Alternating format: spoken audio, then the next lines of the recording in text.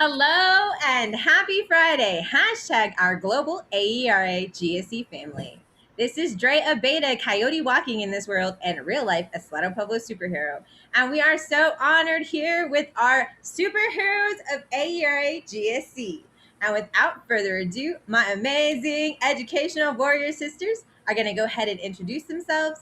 But really quickly, family, some housekeeping. On the bottom of your Zoom, we are currently in webinar mode, which means that the speakers will be able to see each other, but we do not see you at this point. We do have two options for communication. Please go ahead and check the Q&A box to specifically send us questions directly to the panelists. And we also have the chat open for our community building and bonding. Additionally, on the bottom, you can see that we are recording, family. So be aware that we are recording, and this will be added to our amazing AERA GSC webinar library, which will be going live on our website, hopefully by the end of the month, family. Fingers crossed, and thank you to our amazing social media and website editor, Sarah Lee. Additionally, one more thing, on the bottom, the right last button is live transcript. So you are currently viewing our live transcript through the service. If you would like to turn that off, you do have that option, and go ahead and click that button. Now, which of my amazing sisters is gonna go first? I can go first. Hi, everybody. First, thank you so much for joining us this evening, afternoon, morning, wherever you are. Thank you for joining us so much. I am Andii Layton. I am the chair-elect, and I'm so excited to be here. I'm a rising third-year student at Pennsylvania State University. And I don't want to go through the line of research interests, but my whole objective is to make this world a fairer, more equitable, safe, and happier place for all of us. And I'm going to change it or switch it up and give it to my colleague and friend, Rachel. Hi, Andii. Hi, Dre. I'm so happy to be here with you this evening. I appreciate so much being invited to be here. My name is Rachel Terlop. I am a third-year doctoral student at George Mason University, and I'm currently having a lot of tech issues. I am so sorry, Dre and Andii, and anyone who is here and participating. I just want to let you know that I am struggling to connect over here. So if I drop out or disconnect, it's because of that, and I wanted to make sure I let you know now. Thank you so much. And also for the chat family, I am going to see if we can fix that. But also, I don't know on your end if someone could respond to me. But when I collect, oh, looks like it's fixed now. Perfect. Thank you so much, family. We are so excited you're here. But please bear with us. Technology is not this coyote's best friend. But we're going to have some amazing times talking about how we can prepare for our conference proposals. So let's go ahead and get started. So welcome to Navigating AERA Proposals, Best Practices and Strategies for Success.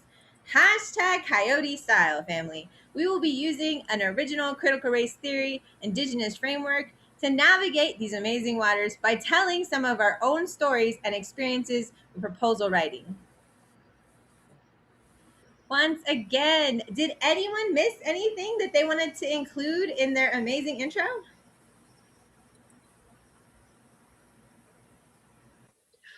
Thank you, Dre, for the opportunity. I completely forgot to introduce myself in relationship to AERA.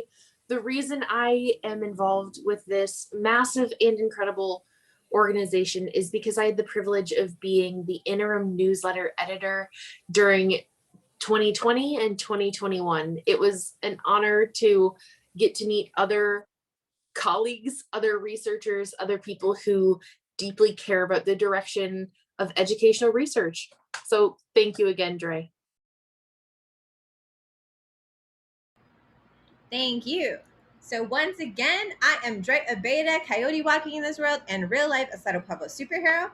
I am proudly today in my traditional dress family. This is a traditional Native American shirt, complete with belt, I was actually in full traditional dress this morning, representing graduate student voice as an AERA council member. And that is amazing, Revolutionary Family, because we literally have a say in the leadership position of one of 33. And those are all the VPs. So I am making sure that they hear our concerns. And Andii is going to continue to lead the charge next year. In addition to that, family, I am also a critical race, whiteness, intersectional scholar, and rising ninth year doctoral candidate at the University of New Mexico. We are going to be revolutionizing student government, and we are jazzed to have you with us.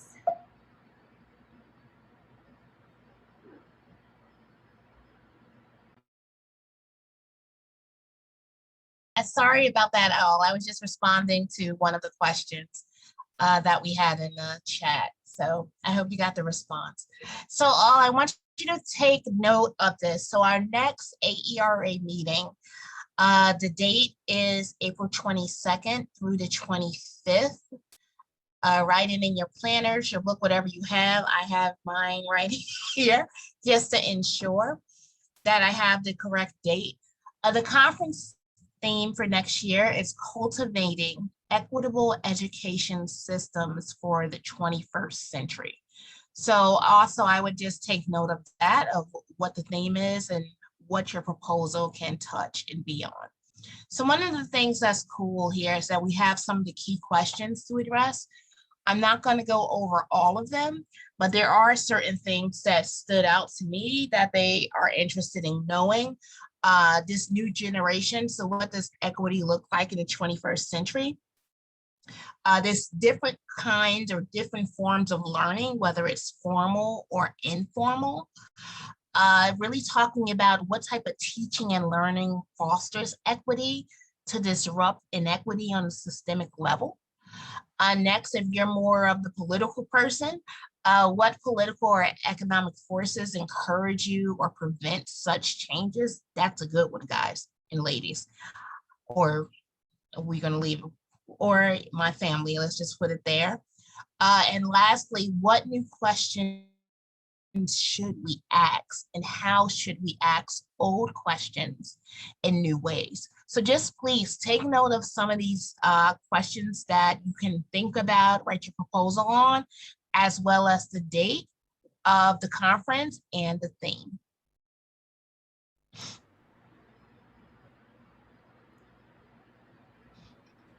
Oh, and additionally, family, as we are fielding the chats, I cannot see the Q&A. So if someone can keep an eye on that to make sure that we're watching that. And if we have an amazing question we should share out, please feel free. Oh, and sis Rachel, this is yours.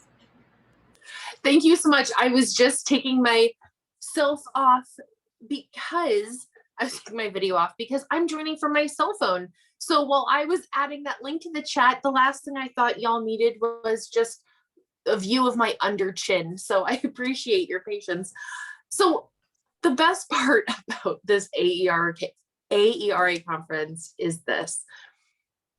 You are welcome to submit, whether you have your research question completely already in your mind, or if you are someone who is still exploring, you are welcome to submit. It's open to all. And not just AERA members, you can submit if you are a non-member. AERA understands that education research has to move forward, even if you don't have the money to pay for all the dues and all the different, gatekeeping things that exist in our world. Here's the great part though. Any AERA member or non-member is able to submit, and you can do this by going to www.aera.net. When you go to submit, I want you to know that there is calls and calls and calls for proposals based on your interest. And there are a wide range of interests. There is a video embedded in this Google presentation so that you can see and watch and pause at a later time all of the different special interest groups, the divisions, all of the places you can fly and share your thoughts with. So yeah, who can submit? Anyone. Andii, Dre, did I miss anything when going over this? In your experience, is there something that I missed or people should be aware of when they're going to apply? I say just be mindful of that deadline because time can sometimes escape us. And at the last minute, you don't want to have the pressure of rushing or not just submitting a quality proposal. So just be mindful of that. And also, family, it does. Okay, so this coyote is always hashtag on res time. And if you're from a community of color, I'm just saying, I was born 2 months premature and made up for it being late the rest of my life. So guess who definitely has taken advantage of that 12 o'clock Pacific time deadline. But it does take a while to navigate the system. You have to input all this information. You have to add all of your co-chairs. You have to add all their contact information and upload it. Make sure it's the right amount of words for the word limit. So please make sure that you do leave that extra time, literally for just the submittal process. All right, family. And now we're going to get into the nitty-gritty details. And so definitely visit our amazing website, www.aera.net. And you're going to click on the log on and go through the information. And by the end of the process, you will be admitted to our online program portal. And that will give you, literally, it's the mastermind, the hub of all of your information. You can look at past conference information if you have actually signed up to be a reviewer for particular SIG or division. All of that paperwork will actually also be in there. And as you get the feedback from your conference proposals, family, you will also log into that same portal to access that information. So it is very important to get familiar with that portal. And it's easy to navigate once you've done it a few times. But we also always have help, so make sure you email us if you're having any issues. At this moment, we're going to go ahead and take a look at the call, and it's pretty significant, but details are always important.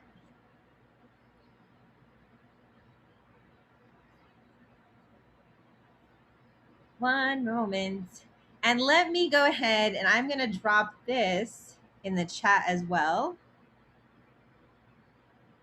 Oh, thank you all for introducing yourselves in the chat. We appreciate that and welcome all of our global family. We have over 93 participants right now, family. I think that's a new record. I'm just saying, we're re-adding value to our graduate student membership. Okay, in the chat, family, I have went ahead and put in the call. And now I'm going to share the screen. And let's take a look at the nitty-gritty details. And these are important, family, because we have to remember that we are an organization, the largest organization in the world. We represent 7,000, a full third of AERA, family. And when graduate students bring it, well, our voices are loud, proud, and amazing. So we really need to learn how to navigate proposals because this is the backbone of academia. Everything we do here, family, starting in graduate school, the networks that we are making now are going to serve you your life long. I literally just went to that council meeting, family, and they are nominating for fellowships. We have 2 types of fellowships now, the minority dissertation one, and now there's a congressional one. And certain people on the council had to recuse themselves because they had a relationship, a publication, a mentorship with people who had been nominated. And they literally was very intricate. Every single nomination, someone had to recuse themselves. And this was only a group of 33 people. So all of these connections, all of these networking opportunities matter. And what we really want is a fully engaged global family because your voices matter, family. And I am 40 years old, and all of our graduate students are grandmas, aunties, parents, community leaders, educators, and we literally have been transforming the world. But I'll be honest, as a graduate student, sometimes I feel like a second-class citizen, and I'm tired of being told to sit down and wait for my turn at leadership. As graduate students, we are engaging advocates in this world, and we are going to shake it up and share our knowledge. So, step 1, you have to read the whole thing. At least scan it, family. And I know it's 37 pages and you're like, what? Who has time for that? And I'm going to tell you, it's going to pay off in the long run because there's 10 to 15,000 people in the organization, but 10,000, oh no, I'm sorry, family. It's 15,000 people, but 10 to 12 show up in person when we have meetings. Shout out if you guys went to Toronto. Woo! Shout out if you were gonna go to San Francisco. I was so sad, family. I was ready to get on a plane and everything, right? And San Antonio and Washington, D.C. and all these amazing places, but it's also expensive. So down the road, family, stay tuned because our monthly fireside chat is going to be the fourth Monday of every month, and we're going to have new opportunities to train you on how to navigate AERA. We're giving you the insider info. So scan it. Today's theme, as already covered by our amazing Andii, is cultivating equitable education systems of the 21st century. And I'll be honest, family, think about your daily life. How are you being treated in the classroom? How are you being treated as a parent? How are you being treated as a graduate student, as a TA? Are our systems of education equitable? And what does that mean? Because now, in an evolution where COVID has ravaged our communities, and I'm ashamed to say the American ethnocentric narrative right now is that it's over. And we need to reflect because AERA is a global organization, family, the largest and most influential in the world, but we are international. The whole world sends their children and their leaders to us to get an education. And likewise, do we send out our people. So we need to remember that we are all in this together. And in communities where my brothers and sisters are in Madagascar and Indonesia, it could be years before they can get access to a vaccine. So also, what does that mean? Not just for our ravaged classrooms, because we've lived through a Google Hangout Zoom nightmare of black screens and loss of student voice. So as you are digging into our souls, because that's who we are as researchers, and I'm calling you, family, to stand up and be heroes with us. Use our education for the power of transformation and be the hope and the change that all of our ancestors sacrificed for. So think about that. What does equitable access look like to us? After that, family, we literally have to get to the nitty gritty. So this is going to be how long? What kind of submissions do we accept? So we already said it's open to everyone and to access it here online. They also have to arrive at the deadline time. And we will remind you again of the deadline at the end, but just so you know, it's July 12th, which is rapidly approaching. The types of submissions that we accept are two different types. One is an individual and one is a session submission. And we are literally going to go over the different advantages and disadvantages of either one. And there are different strategies, family, because one of them, you're responsible for 500 words, and the other one, you're responsible for an entire paper with every section at 2,000 words. So those are very different approaches to a proposal, but the biggest factor is networking. Do you have a panel that you can organize and therefore offer up for them? We have someone who has raised their hand. Oh. Let's see. Okay, I don't think that you have access actually to microphones. We apologize because of the webinar format at this point. The way that we can communicate with our audience, especially for questions directed at us, would be the Q&A. So right now we have two open. There's Michelle Smith, but I do believe that someone had their hand raised. But the participant that had their hand raised, if you could go ahead and type in your question, we can go ahead and address that.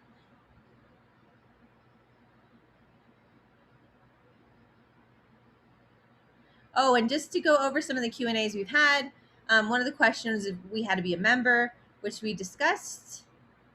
Number 2 was, should we tailor our proposal to communicate how it's relevant to the theme, particularly if the connection to the theme is more obvious? How explicit explicit, excuse me, family, should we be making that? Incredibly detailed explanations are your best bet, family. Because what you're doing is you're not just applying to one pool. You have to, at the end of the day, decide which division and which SIG you are going to be applying for. And it's a numbers game. I'm getting a little early on this, but divisions get a set number based on how many members they have, and so do SIGs. So if you belong to a tiny SIG that's awesome and revolutionary, like the Critical Educators of Social Justice, like yours truly, this coyote, then depending on how big or small your membership is, you will be assigned a certain allotment of sessions. So they then get those proposals that you're creating, and they're going to have to decide which ones they feel fit with the theme and fit with their particular division or SIG. So the more you give them ammunition wise to choose you and say, yes, this absolutely addresses not only this division's interest, not only this SIG's theme or our mission statement, but it also is intimately connected to the theme, that will be your best bet. You really, really want to make sure, like I said, look at the details, family, and make your arguments, because again, we are amazing revolutionary graduate students, but we are also in a game that is stacked against us. We're still in a pool with tenured professors who've been doing this for 20 years. We're literally competing with the same sessions and submissions that they have, right? And let's be honest, academia is again about those connections, which is why I'm drilling into you, family. Make friends, get to know each other, because when we get in those power positions, we can give these opportunities to other people and pay it forward. And that's what we're trying to do. When we lift everyone up together, we'll create more opportunity. Another question was, who can be first offer on 2 papers? Does that include SIG papers? Yes, that does include all of your submissions across AERA. Now, I'm not saying there's a magical way for them to check that, but I'm not saying there's not.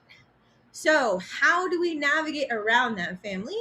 That happens to be with, hey, Andii, hey, Rachel, do you want to co-author a paper on humanizing healing spaces during COVID? That's what to do, family. And then you switch the order, because then you're no longer first author every time. But you're still getting that line for your CV, and you're still adding that value and proving again to the world that you are an expert in your field. So there are ways to navigate around that. Let's see if there's any more questions. The difference between SIGs and divisions. That's a great question, family. And what I'm literally going to do is, forgive my screen sharing here, but I'm going to go to the website and show you the nitty gritty. And this is important. I do apologize. We kind of went off topic here, but this is also important because when I started AERA in 2016, no one went through these details. And then I started leadership and I had to learn all these details. So this is great info, and thank you guys so much for asking. So this is the main website, aera.net. And from here, it says graduate students in the corner. There's divisions and SIGs. We have 12 divisions that are themed. So they're right here. So Division A is Administration and Organization Leadership. These are the huge structures within AERA. So the way that it is as a government, as an organizational structure, is first by division. It's ruled by a board of, has a director who is the day-to-day manager of everything.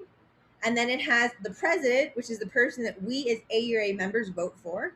And they're the top leadership. After that, we have a board of directors for AERA, which is 10 members who come from part of the 33 people of council, of which I am a representative for our voice, and next year will be Andii. And those also include the VPs of these 12 divisions. So these are the biggest groups of how AERA is organized, are divisions. Divisions are huge, which is great because that means they're going to have a lot of sessions. Not so great on now you're competing with everyone else and you're back in and maybe a smaller fish in a big pool. So you have to really be strategic. If you're doing an individual submission, how timely is it? How literally, family, we know I'm a critical race minus intersectional scholar, and it's topical now in a way it wasn't 5 years ago. So unfortunately, as we go with what is important or what we're focusing on, the more timely you are with that, you will get better results. I'm not saying change your research, but I'm saying, yes, if you are talking to the topics that are happening now, it's going to give you an edge. So these are the big families. Division A, Administration, Organization, and Leadership. Division B, Curriculum Studies. C, Learning and Instruction. D, Measurement and Research Methodologies. E, Council and Human Development. F, History and Historiography. Sorry, family. G, which is the division this coyote belongs to, Social Context of Education. Division H, Research, Evaluation, and Assessment in Schools. Division I, Education and the Professions. Division J, Post-Secondary Education. Division K, Teaching and Teacher Education. And Division L, Education, Policy, and Politics. Again, these are the powerhouses and the big family groups. Now we get into SIGs. These are special interest groups, which is what SIG stands for. But there are so many, family. I honestly can't tell you how many there are. So when you look at the directory for this year, just clicking on A through G, just A through G. And this is how many we have. Accreditation and assessment, action research, adolescent. It goes on, family. So this is just A through G, and these are special interest groups. And these get allotted, and there's so many of them. I honestly don't know if it keeps on going, right? Confucianism, Taoism, Buddhism, and education. Constructivist theory, research, and practice. So these are literally small groups of people who have come together and formed their own organization and have applied for SIG status. So we recognize them and make them a space. But again, the allotment they get for the annual conference depends on how many people belong to their SIG. So if you're in a SIG with a bunch of people, you're going to be, again, the numbers game, have a better odds if you're in a bigger SIG. If you're in a tiny, tiny SIG, I'm not sure how big Confucianism, Taoism, and Buddhism is. But if there's only maybe 50 people in it, they might only get 2 or 3 sessions. And now you're all applying for 2 things and they only have slots. But that's an amazing question. Let's see here. I'm sorry. With the PowerPoint, yes, we will definitely, we're recording this, family. And in addition to that, we'll make sure we post the PowerPoint. Part of our plan to give value back is to make sure that we create a library so that you can go back to these resources later. And let's see here. How do we get a division mailing list? I would definitely contact the person that is listed on the website if you are not already on their mailing list, because I've been getting spammed with a whole bunch of things. So I believe those mailings are active. So I would definitely contact your individual person who's in charge of that. And for SIGs as well. And when you go to, in addition, family, there is a cost, right? I could belong to 10 different special interest groups if I wanted to. But as you see here, it has a $15 due. So I'm actually pretty strategic on which ones I belong to. Because secret, if you are a member of that SIG, they are also going to factor that into whether or not they choose you. So if there are 2 amazing proposals, but one of you is a member of the SIG and one isn't, they're going to choose the one who's a member of the SIG, which is, again, going back to the numbers game. And as graduate students, our pennies are important. So you have to be strategic, family. And the best strategy is to apply to the SIGs and divisions of which you pay dues, because you're putting your capital in. I was literally in a leadership talk, and this was a conversation they were talking about whether or not to qualify for opportunities within AERA if you had to have a history of how long you had been a member. And that was up for debate. So these nuances in academia mean, I apologize. I feel like someone is raising their hands. Let me see if we can figure out how to do that.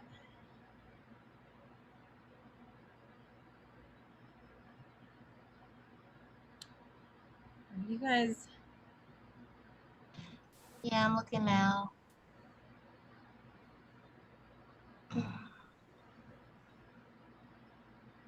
Okay, so we're just checking the chat real quick. So again, family, we are trying to make sure that we're looking at both spaces to make sure we answer your questions. But academic questions would be helpful if you put them in the Q&A and we kept the chat for more of our hey, let's hang out, or get to know each other. So the open one here, oh, if it was too late to join a SIG, I do not believe that is the case. I believe that you can go. Oh, go ahead, Rachel. No, I was the one who wrote never too late. I don't know if it popped up with my name because I honestly just joined 2 last week. Because I was looking through it and I was like, you know what? This is something I want to hear more about. So I joined last week, but maybe there is a cutoff. I'll look into it.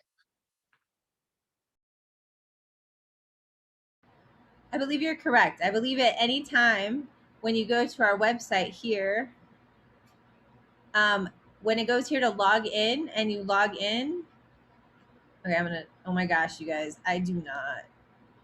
Please remember my password for me. You could not remember my password. I don't remember. But oh, yay. Okay, good. So I logged in, family. And then over here, it's going to say join, redo, my AERA, my cart. You're going to go to my AERA. And here's my profile. So you have a number. You can also update all your contact information here. So again, this is a good idea to get used to logging into this portal because all of your access to this organization will be through this portal. So I have my profile, my contact information. I've been a member since 2016. And again, you want to show that longevity, family. When you're doing your CV, you want to say, I've been a member of AERA since 5 years, 10 years, right? If you have those pockets, I know money's tight, but it does not look good in the academic context when you're applying, when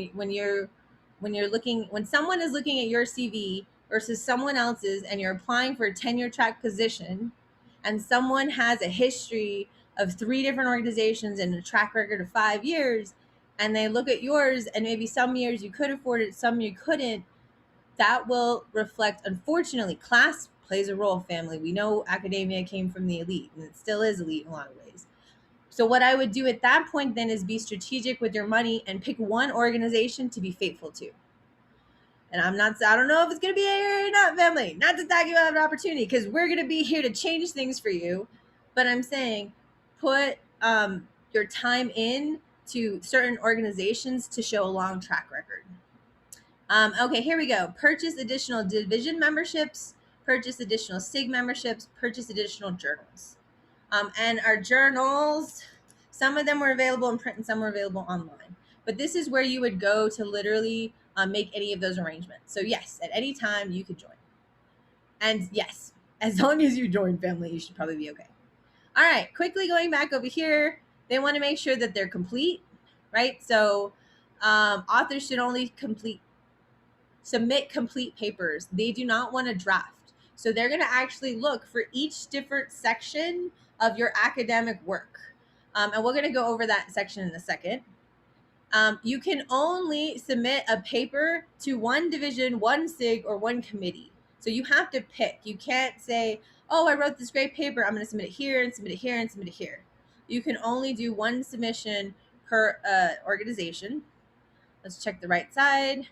All abstracts and paper uploads and session summaries must be submitted without identification.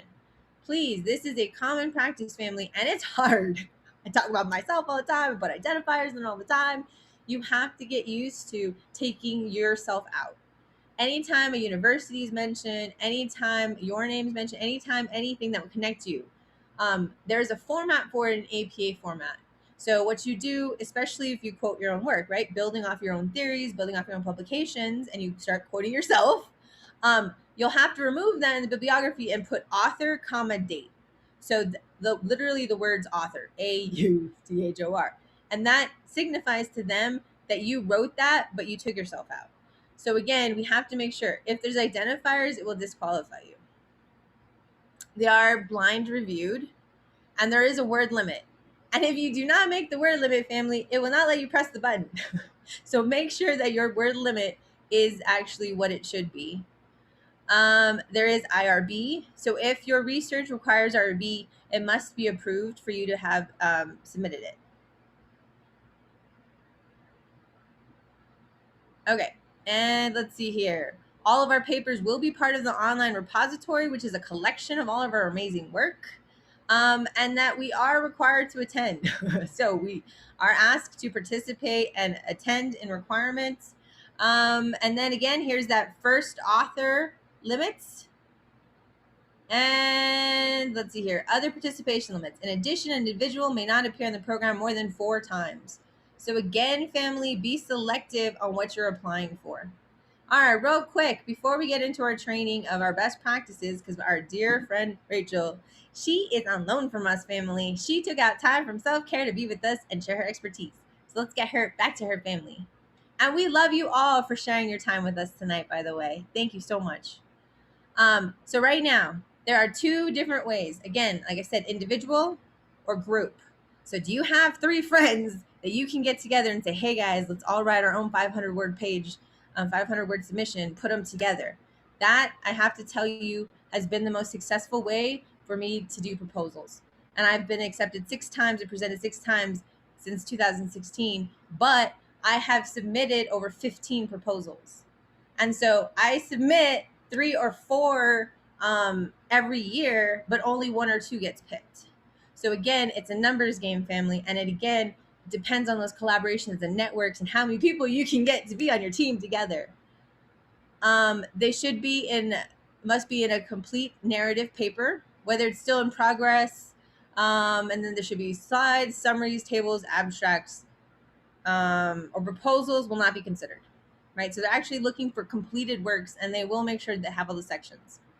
The word limits are 15 or fewer for the title, 120 for the abstract, and 2,000 is your actual limit for everything. So make sure, again, it won't let you press that button if it's not under 2,000.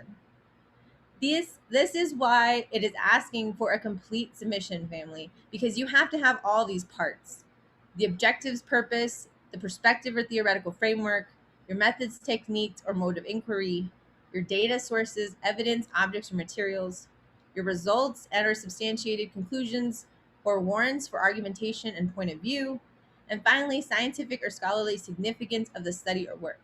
And like I said, the devil's in the details, so make sure that you're literally saying, this study is important, it's game changing, no one else is doing this research, my voice is important, pick me. I love my people of color. I am a two-spirited indigenous warrior, and I have been taught to be humble. But family, this is not the time for that. You are here, and you're literally saying, pick my work, and these are the reasons why. So be proud and be loud about why you should be there, because you should be there.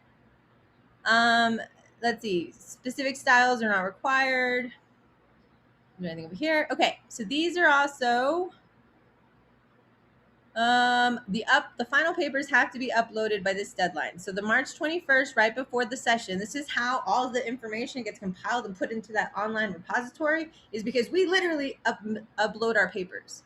So even if you're working on a draft, family, and you're cutting it down to get that 2,000 word limit, by March 21st, you should have the final draft that you want the world to see.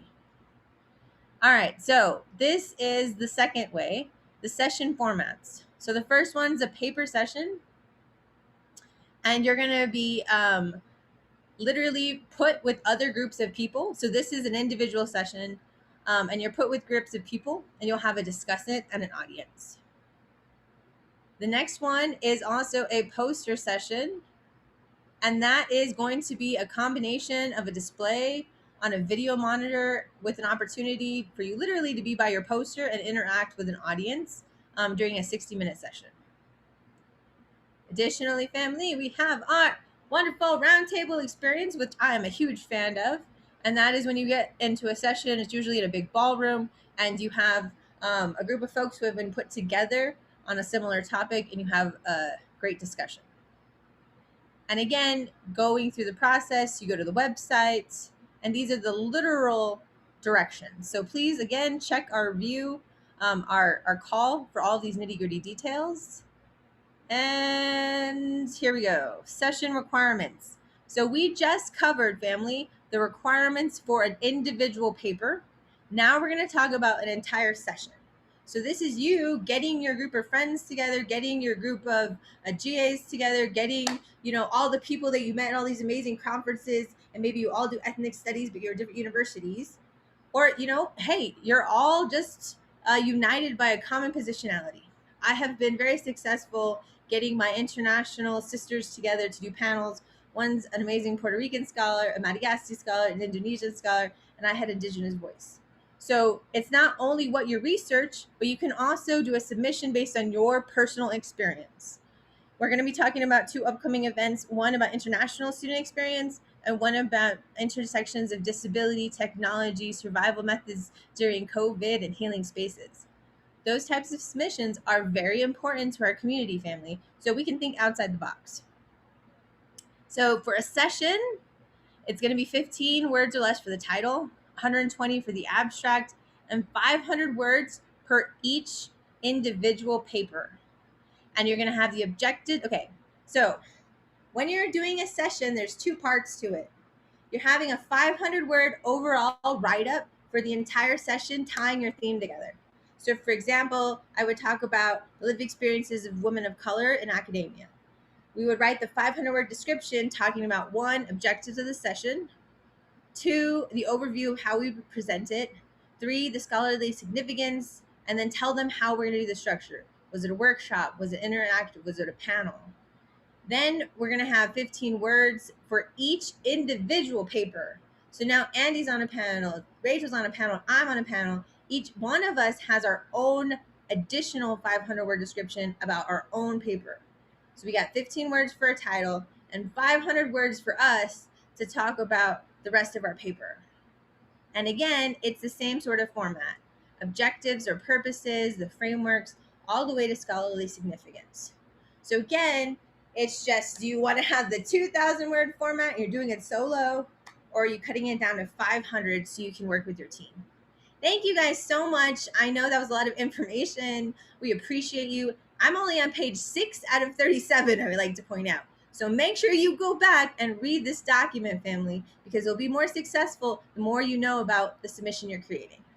And now we're back to our amazing co-host Rachel, so she can go back to being chill.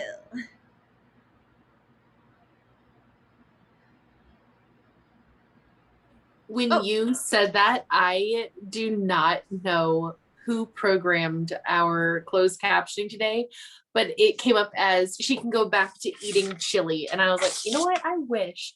That sounds great right now. Oh, that's hilarious. Family, we are doing this within the framework of critical race theory this evening, and I am happy to be presenting Walking as Coyote. As I always introduce myself as a real-life Assetto Pueblo superhero and reclaim space for Indigenous people from around the world, so too am I a child of modernity and my cultural heritages. So I grew up both reading trickster stories and watching superhero movies and comic books, and it inspired me because it gives me strength, family. When I put on my armor and my indigenous clothing, literally made by my sisters, and I put on my superhero suit, well, I can go advocate with deans and they cannot touch me because we are on the side of right. Because when we talk about the experiences of what's happening to us as graduate students, it makes a difference because we're being silenced in spaces. So how can you join us as being warriors in education to transform this world and stepping up? So we have 5 main tenets, family. The first one, from ordinary to extraordinary, human to superhero, scholar to activist, I'm asking you to join our family and create that change. Be that change you want to be in the world. Be fearless, seek truth, lead, protect, and remember. This world is dehumanizing to us. Why am I a critical race scholar? Because Indigenous experiences, our history, our oppression, it matters, and it literally influences our today. But that voice has been silenced, so how are we fearless in reclaiming our identity? How do we seek truth in the research and uncover those hard truths, those sometimes dehumanizing intersections that affect our lives? But we must look at them in order to literally say, it's not me who's failing. It is COVID. It is capitalism. It is politics that are influencing my everyday life. So we're saying, let's lead, let's protect each other, and let's remember that we're on a mission and that somewhere along the way, someone made a sacrifice so we would have the privilege to pursue education. So likewise, family, I bring everything back to my indigeneity. So like our superheroes before, from Crazy Horse, Charles Alexander Eastman, Geronimo, Chief Joseph, and my own great-grandfather, Pablo Abeita, who was a revolutionary and walked with presidents, how can we as ordinary people during times of extraordinary need like COVID, if COVID is not an extraordinary time of need, family, I don't know what is. So how do we be those heroes? I'm taking this from an article that was written about Indian boarding schools. So during a period all around the world during colonization, the colonizer tried to re-socialize the subjugated population. So this is from Bill. As a very young girl, my grandmother was taken to Catholic schools and given to the nuns. When my grandmother would not kneel to pray, the nuns locked her in a broom closet. This is where formal Western-style education begins in my family, and I have spent most of my education, like my grandmother, refusing to kneel. So this is what this history of personal education is going to be about. It's going to be about how not to kneel. It's also about the price you pay when you refuse. So family, there is a price to be paid for heroism, but we need you. Oh no, I lost Sister Rach. I apologize, family. We have lost our guest speaker, Sister Rachel. Let's go ahead and maybe she will log back on and we'll come back. Our second tenet today, family, is that superheroes have super tools and super training. And that, like Superman would say, I think a hero is an ordinary individual who finds strength to persevere and endure in spite of overwhelming obstacles. So, as superheroes of our respective global families, we call upon you to use your superpowers and super tools, be they epistemologies or methodologies or your lived experiences, so that we can find strength in our identities. And this excerpt that I'll go ahead and let you read is talking about the superpower of fried bread.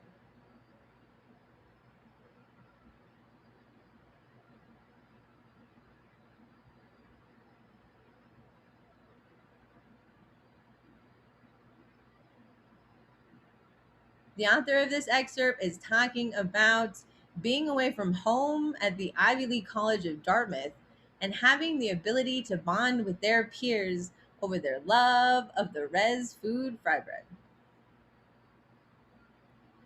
Once again, we were going to start with Rachel, but my amazing sis. Okay. I'm sorry, family. I am not good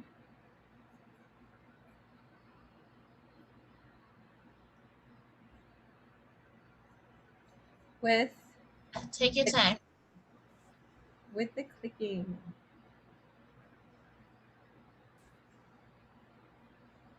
Woo, family, you're making us nervous. Okay, so let's go down to the middle, family. The superpower of editing. Okay, so I have learned through all of my amazing family members who have adopted me from around the world that as a first language English speaker, I have an advantage when it comes to writing academically in English. And so the best superpower that I have come to is literally helping them proofread.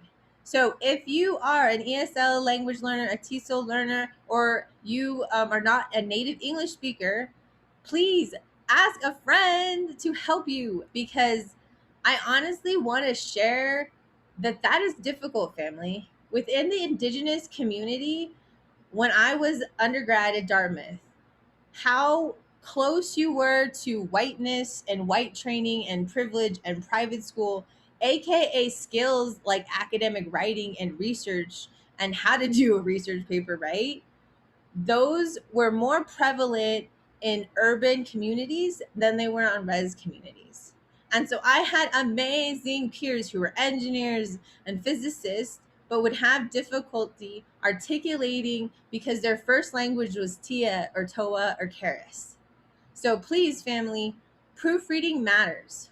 Another strategy in the 8 years I've been teaching in higher education, nurses, social workers, and educators, one of the best skills we've ever had was reading our papers aloud. Literally, when you read it aloud, you find all the typos and edits. Additionally to that, I helped getting resources for exams like IELTS. I know, family, that has nothing to do with proposals, but I'm also saying this is a way for you to have a partnership or create a community to help each other edit. Because again, we are writing for the rest of our lives if we're going to stay in academia, and you want to get that process. When do you write? Who's going to help you with proofreading? What kind of tools? Additionally, we have to remember APA changes, the format changes. How many of you guys were doing 2 spaces for like ever, right? But now it's back to 1 space. So those type of formatting changes, if you create a community of information, will help you make sure you're staying in touch and up to date with everything going on. So I'm going to go over source proposals from academic coursework. So one of the things that you all need to know is that, as Dre just said, APA has changed and is always changing. If I can just be honest, I have multiple tools just to stay abreast. And some of you may know about the 6 manual for APA, just to ensure that you're following the guidelines and that you're current. This is a must-have, this book. One thing I can say is that a few people ask questions about the word count. AERA is very strict and very detailed oriented on what their requirements are. So one of the things, it's tedious, and if you're anything like me who have a tendency for your mind to drift somewhere else, take time to read what the guidelines are and also to go back. Another thing I would do that I would suggest, just for the sake of time, make sure you know who your community is. People that have the same interests as you, have the same passion as you, because that's going to be your support system when everyone else says no or you're crazy.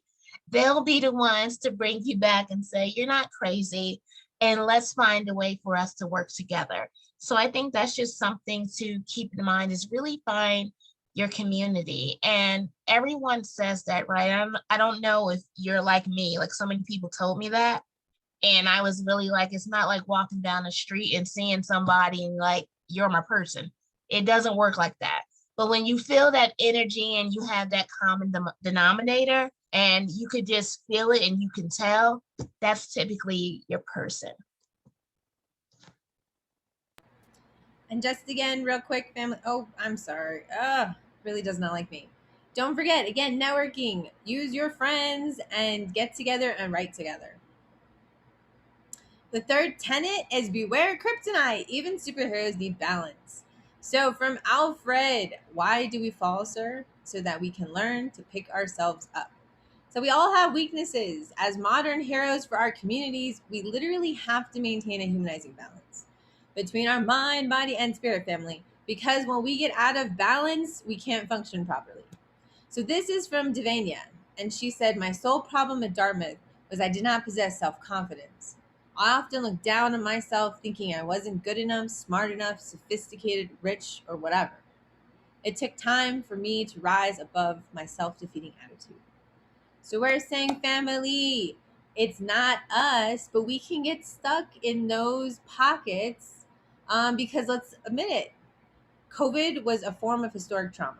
It affected us economically, it affected our hopes and dreams. For some people, they were threatened with deportation. For others, it literally put a hold to their graduate funding, and we know how important those TAs and GA ships are. But if IRB wasn't improving, we had no jobs. So again, how do we take care of ourselves? So again, going back to best practices, go through that 37-page scan, read the important bits, scan the rest of it, but make sure it's balanced, right? We have those very specific 6 sections. Pay attention to each of them and make sure they're adequately addressed. I'm nodding, friends, because you can never get tired of hearing this stuff. But when we talk about your target audience, so some of you were asking, like, well, do we have to write towards the theme? Does our proposal have to be that? Yes.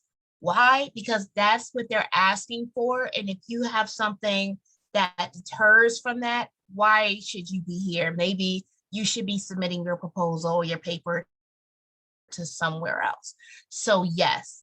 Another thing is when you finding your audience, again, I said it earlier, finding your people and your community. And these are typically people that share your same interests, have the same research interests, have the same passion. It's kind of like Dre and I. She's the fire, I'm kind of like the water. But there's a good balance. It's the yin to the yang. You have to find your people that can motivate you. And one thing I would say is that always find someone that can offer you or that's a little more advanced than where you are. And that's just a process of learning, and it helps. Thank you. I just want to address some of the questions in the chat room as well. I do apologize. I can't do the Q&A. Andy, if you want to check that in a second. But one of the questions was, do you have to submit an entire paper just to present at the session? So again, family, this is in the ideal situation. AERA is about creating value for our membership, and to have this giant global repository of all of our information is a benefit and a value. But at the same time, there will be no official check. So no one is going to check to see if you uploaded your paper. I will not report how many times I've uploaded, family. But do not worry, okay? Don't make that a point of anxiety, and don't make that hold you back from applying. Go ahead and apply. Even if it's a rougher draft, just make sure you do address each section, okay? And if you haven't done the findings or results yet, or you're still in the data analysis process, you can go ahead and address those. So say, this is the process we are, or we're the preliminary findings, and we've done our first set of coding or our first set of the first wave of analysis, but our projected findings are, or we're still going to be in the next stages. Just put a note as to where you are if you cannot address a certain section, but don't keep that from holding the whole process. Like, don't be like, okay, well, my dissertation project's not done, so I can't do a proposal. No, don't wait till you're done, but you can still report out on where you are so far. Let's see here. The abstract. Which cases do you have to submit a report or paper? That would be for every case.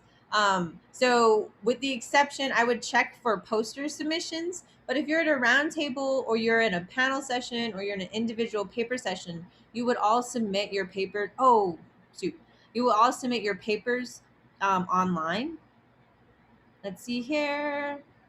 Are the paper titles, those are 15 words, and then it is 100. Okay, so paper titles, 15 words. The abstract's 120, and the 2,000 word limit is for two different things. 2,000 word is for, 2,000 words just for an individual paper submission. Because remember, when you're doing a session submission, you have two different types. The 500 words that is for the overall description, and then the additional 500 for each paper. So for example, if I have a panel, but there's 5 different papers, I'm still going to have 500s for each different paper. So that's still going to be 2,500 words plus the additional 500. So that's still 3,000, but that would be appropriate because of the number of individual papers that are on that panel. I hope that makes sense. And again, just to reiterate, don't worry about the paper. I would still submit, family. And you have time, right? It is saying that that is, suggested upload by March 12th. And I think, okay, so when it talks about how do they review the submissions, that is a process that each division and each SIG is done internally. So I would definitely review and ask your leadership, which would be your VP if you're a division, and you would ask the person who's part of your leadership on that SIG sheet that we had looked at earlier. There's a contact person there. I would contact them to double check, to ask them how they're reviewed if you'd really like to know. But from the most part, what I hear is that there's an internal committee that is raised within that division or SIG, and there's key players that sit on that committee that review all those proposals themselves. And so each SIG decides for themselves, who are we picking? As far as posters being a safe bet, it kind of depends, family. It really depends also where you are in your trajectory of your academic career. So there is a hierarchy, of course, unfortunately, with everything. And when someone looks at your CV or resume, being a keynote speaker, being a main speaker for an event is for a big event for the entire conference, right? So you're a keynote speaker for the entire conference. That has the most weight when it comes to your CV.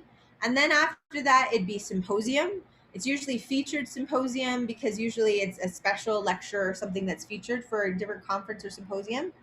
After that, it would be panelist or workshop are on the same level when it kind of comes to weight on your CV. And then after that, it's going to go to roundtable and poster session, which unfortunately, family, I love them because I love interacting on that level, the one-on-one with poster sessions and the vivid discussion around the table. But via academic, when they're measuring it on a CV, they will have less weight. So going for a poster session, also because traditionally it's in a giant auditorium and people are literally standing next to their posters, there are more opportunities for those people to be accepted. So one would argue, if you're looking at the numbers, you might statistically have an advantage if you're doing a paper session or a round table because there's a larger availability of spots. And you're not fighting over what a SIG or division have been allocated. It's more of an open session and everyone has access to those. Tenet 4, the weight of the world. So by being a superhero, we have responsibility, sacrifice, and we are dedicated to becoming more. So as Uncle Ben in Spider-Man said, with great power comes great responsibility. And again, we are acknowledging the sacrifices of the people who came before us, and how can we contribute to surviving and thriving today? The example I have here for those family who are not aware, the occupation of Alcatraz, that was part of the American Indian movement, is a huge part of my history. And they literally occupied it for 19 months, 89 indigenous people, to stand ground and talk about what was happening in our communities and the assault of the CIA and the FBI on our communities to criminalize our revolutionary civil rights leaders. So how can we, in times of COVID, in times where subjects like critical race theory and ethnic studies are being literally made illegal by state legislatures, how can we become those new civil rights leaders?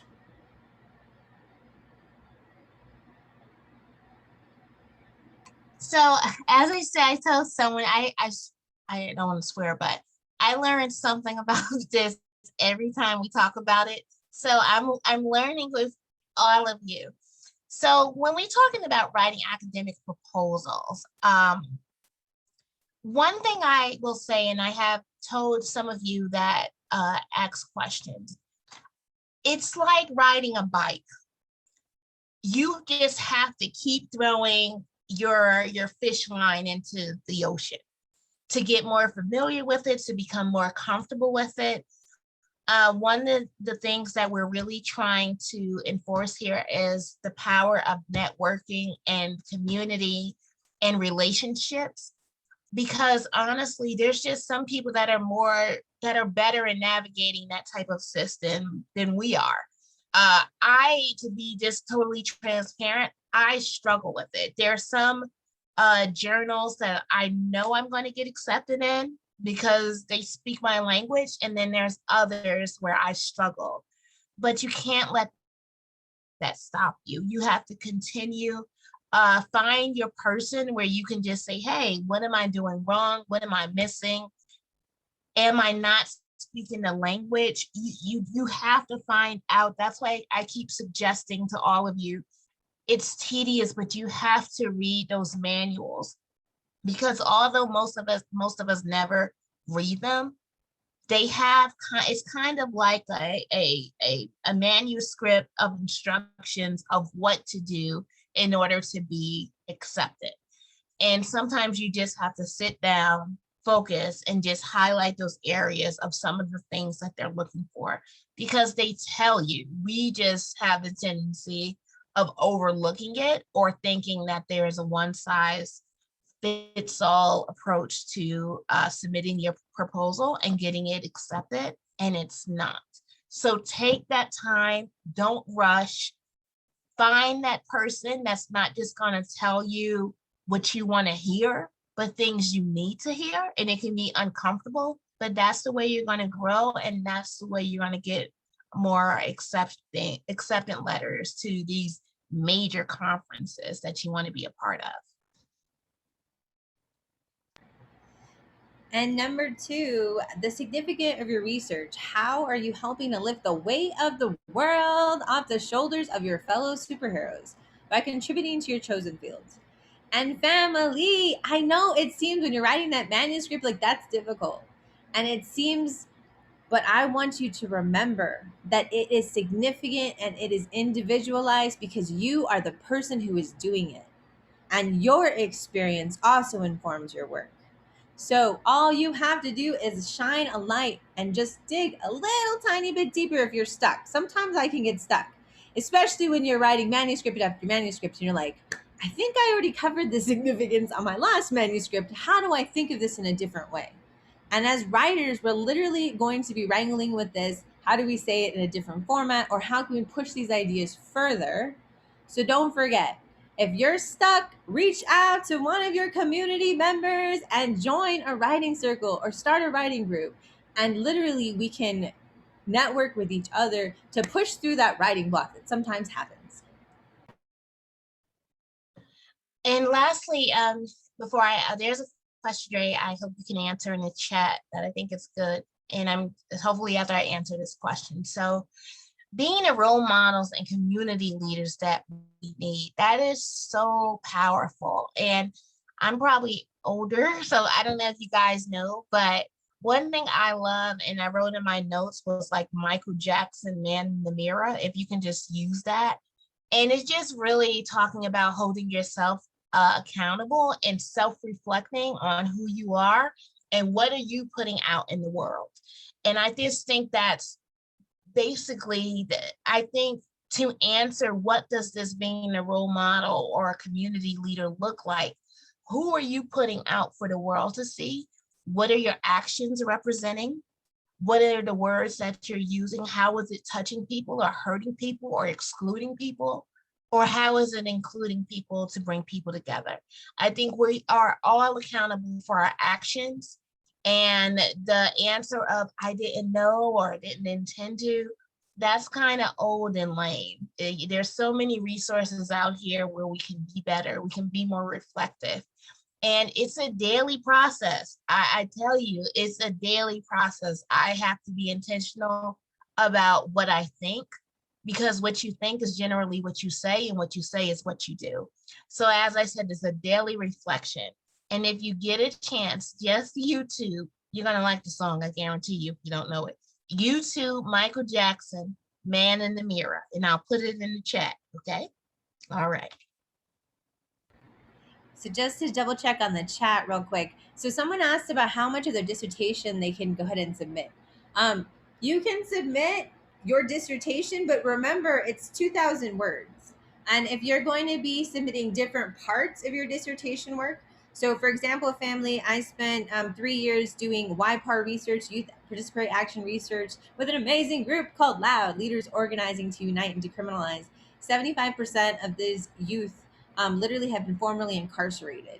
And they took on the roundhouse and took on legislators, and we did research in the detention centers, and literally we're challenging the system.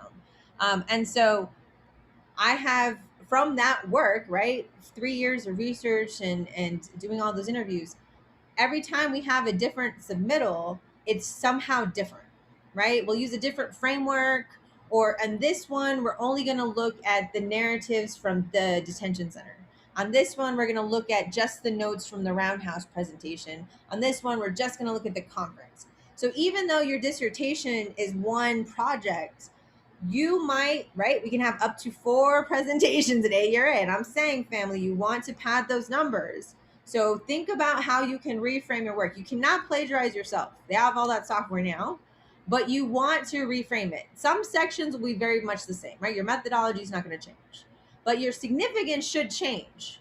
If you're changing the framework, you're changing the lens, you're changing a participant, or your data set slightly, or you're focusing on a particular thematic coding that you did, right? Maybe I'm just going to look at white allyship for this part of my work, or the role of the white allies in this part of the work. That literally will help you still talk about your dissertation work, but you're looking at it from a different angle. So when you're doing multiple proposals to this SIG, this division, this committee, you have to make sure they're different, family. They have to be different. They can all be your dissertation work, but they have to be significantly different via framework or like I said earlier, those descriptions. Yes, the paper repository is public, and that's one of the things that you can access via the portal. And thank you guys so much for everyone who has been here as long as you have. Please stick around. We have 2 more slides, and we're going to give you some updates and talk about some amazing volunteer opportunities. Let's see here. Can we use the same framework for analyzing different data for different proposals? Yes. So say I'm going to use critical race theory over here, and I'm going to look at the roundhouse data, but I'm also going to use critical race theory over here, but I'm going to look at their individual interviews. Those are still 2 different, the same framework, but 2 different pieces of data, and are still significantly different. But like I said, family, this is a small community, especially if you're like yours truly. Critical race studies and education associations, about 200 to 300 people. So we read each other's work, because that's the other thing. If you're in a specialized field, they are probably going to ask someone in your field to review your work and say, hey, is Dre legit about this critical race theory stuff or not? And so chances are they might review more than one proposal if they're an expert in that topic. So again, go back to make sure your abstracts are different. Make sure if you're using the same framework that you're very clear on how each one is different. I would love to hang out sometime, family, on a campfire. And don't forget, this coyote's asking for 4,000 of our 7,000 members to join us in person for our meeting. But let's go ahead and get back to our PowerPoints. Our last tenet, family, is that there's a thin line between hero and supervillain. Dr. Octopus says, intelligence is a privilege and needs to be used for the greater good of people. So as superheroes, we have to hold ourselves to a higher standard than mere mortals. Therefore, we abide by a moral supercode as we understand the thin line between villain and hero. We are dedicated to living by that code that guides our actions as we engage in battle. Each moral code is unique and based on the lived experiences of each hero, but always includes the formation of critical consciousness development and the promotion of humanizing action. Furthermore, we pledge to defend and protect our communities, mindful of the moral line between hero and villain. And I was always mindful of this, family. The example I have here has not only always been near and dear to my heart. I talk about being a survivor of rape and molestation as a ramification of Indian boarding schools, as a superhero from the Pueblo of Isleta, but that was literally something that was supposed to be good. Education was supposed to be good, but the actual ramifications of that were dead, murdered, and missing children. And you have been watching the news, family. We had the 215, the residential schools in Canada, and I'm so sorry, but there was another one that came out recently. I can't keep up, family, but it is a rallying cry for communities of color who have been affected by colonization to ask for our children back. So I'm saying, family, like Haskell, Carlisle, Chemawa, and other Indian schools maintain cemeteries to bury the many children who succumbed to sickness and disease. Between 1885 and 1913, 100 Indian students were buried in the Haskell Cemetery alone. The youngest students interned at the cemetery were 6 and 7 years of age. Family, this is not only a tragedy as history repeats itself, but it is a reminder as we go out into those communities. I always reminded my students as social workers, our own biases, and that's why critical consciousness development is so important, is they had the power. I literally said, you as a social worker have the power to remove someone from their children, to take those children away. You have the power to reincarcerate someone for a violation of their parole. You literally have the power to report someone for deportation if they're not making certain deadlines. So, dear family, in the nursing field, we know sociology has proven the disparities between class and race. So, literally, if we have a bias on whether or not someone is a drug addict, that affects the quality of care they receive when they go to a hospital. In addition, family, we all know we have to challenge our own biases when we are teaching our children, because how we interact with them and how we see them does matter. So again, making sure that we are using our superpowers of research and education to do no harm in the communities in which we do our work. So again, family, check. Are you a hero or are you a supervillain?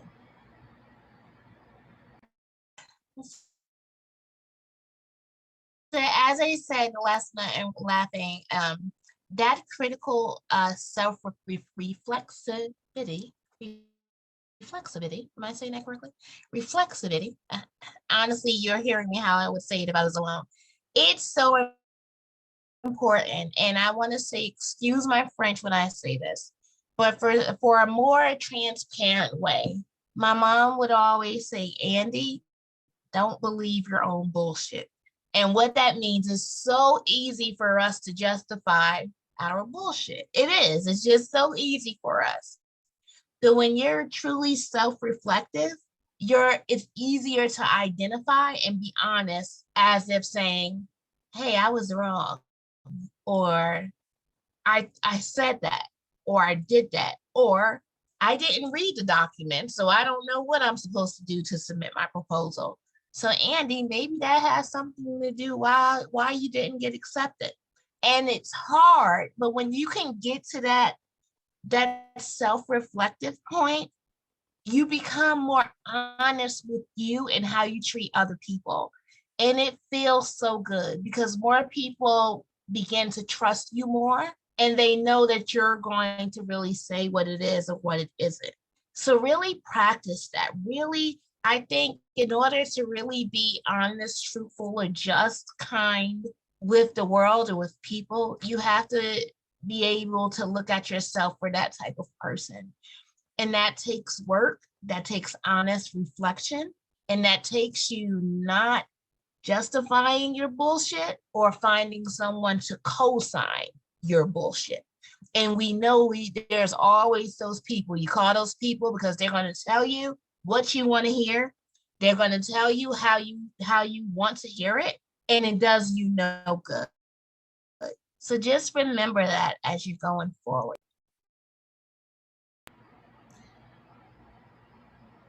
I love you. Oh my gosh.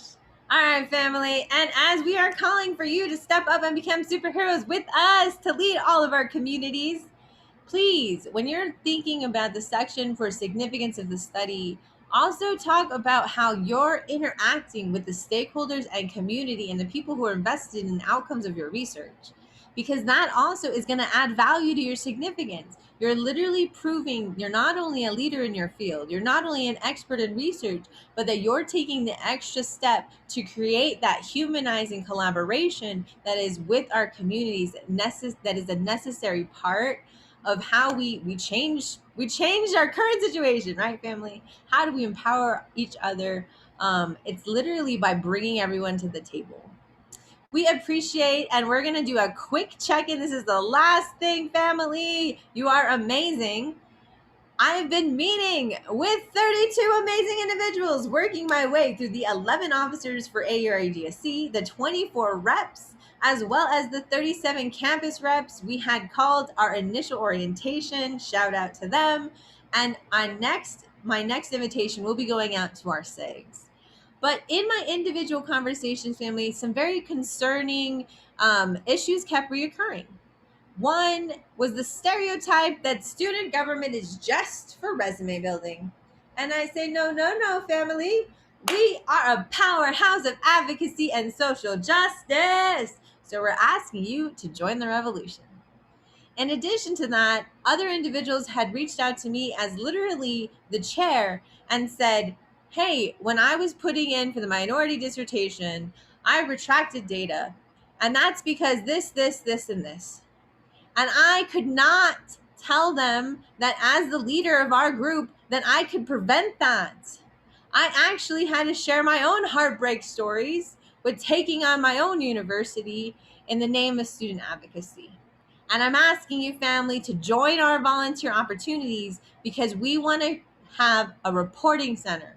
If you're having an issue with research or a community member or a publication, theft of academic work, the University of New Mexico had a rape and sexual harassment situation, family. We were investigated by the Department of Justice. My university was not safe, continues to not be safe for people of color, for women, for transgender folks, for my Muslim brothers and sisters. And we have incidences. So we're saying, how do we have a place to come together to talk about what happened to us and do something about it? So we want to regain your trust, family, and we want to do something to help us reclaim our power and start the healing process. Because let's be honest, grad school was traumatic for me. And I share that with others in the hope that, one, it does not pay it forward. I don't want anyone to have to go through a predatory academic relationship that I had with a white male tenured professor 4 years ago that made me suicidal. I wanted to kill myself, family, because I was so lost in the power differential between a graduate student and a tenured professor who would take advantage of their students. And I took my voice to the university, family, and it actually took some amazing aunties and mentors of color to actually address that issue, because my voice as an individual student was not enough. And too many times, family, when I share my heartbreak and pain with people, they have their own story. And it's time we do something with that information and reclaim our power. In addition to that, there are some unsafe research practices students have been reporting, union organizing efforts that have been halted or being forced into unsafe situations, like being forced back into the laboratory and the classroom before they were vaccinated. We want to make sure that we're creating an environment where our lives literally aren't at risk because we're a graduate student. Other people had reported that this wasn't a safe space for them, or they had a bad experience at the conference. So again, how do we combat that and create an atmosphere where you're welcome, where you feel like you have a place to be? And how do we find out, the 7,000 of us, how do we find each other when we're on ground, when we're together, and how do we effectively communicate with each other? Additionally, ageism and not having enough resources for ASL, for second language learners, for TESOL learners. How can we, again, re-add value and make sure that you have the support that you need to survive and thrive? Wow. Wow. Wow, that was awesome. You want to just move on? Oh, all right. I'm gonna hurry up while she's doing this. So only thing we gotta say before we go, listen.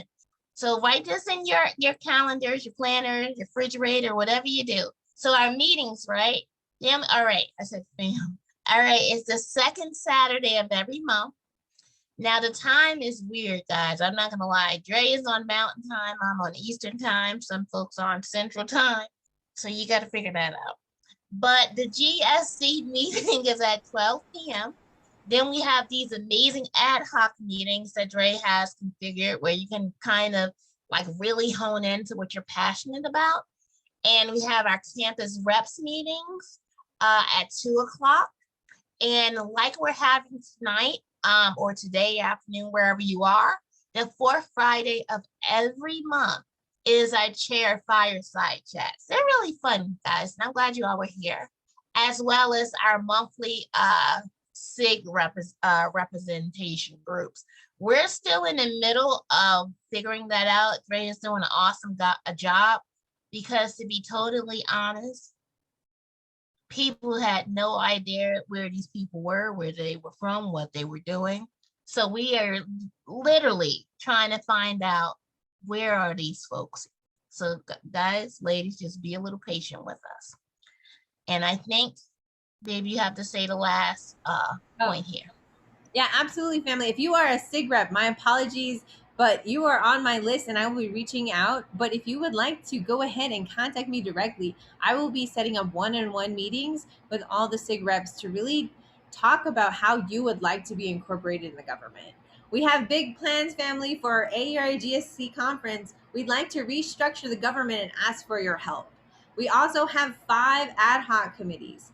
Okay, before I get into that, upcoming events, mark your calendars. July 2nd at 4 p.m. Mountain Time, which is 6 p.m. Eastern. And apologies, family, the Saturday meeting times, 12 noon, that is Eastern Time. So 12 noon Eastern Time for council, 1 Eastern Time for ad hocs, 2 p.m. Eastern Time for campus reps. So on the 2nd, we're going to be having an amazing panel led by our division rep, Sarah Ishmael, whose research focuses on the intersections of disability, women, technology, and surviving during COVID. And on July 10th, at a time to be determined, our amazing division rep, Roti Chaudhary, is going to be leading a panel on the international graduate student experience and surviving and thriving during COVID. So please, again, join us. Again, academic resources. On our closing, this is our contact information. I do apologize, Rachel, we didn't put her information in, but contact me if you would like to contact her and I'll forward that along. But we are calling for your volunteerism, family.